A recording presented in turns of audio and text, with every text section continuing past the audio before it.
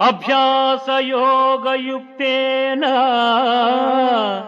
చేతసా నాన్యగామినా పరమం పురుషం దివ్యం యాతి పార్థానుచింతయన్.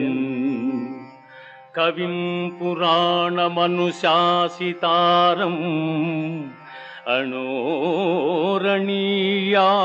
సమనుస్మరేజ్యః సర్వస్య ధాతారమచింత్య రూపం ఆదిత్యవర్ణం తమసః పరస్తాత్.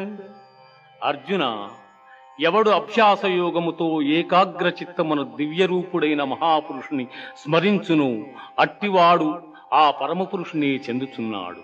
ఆ మహాపురుషుడే సర్వజ్ఞుడు, పురాణ పురుషుడు, ప్రపంచమునకు శిక్షకుడు. అణువు కన్నా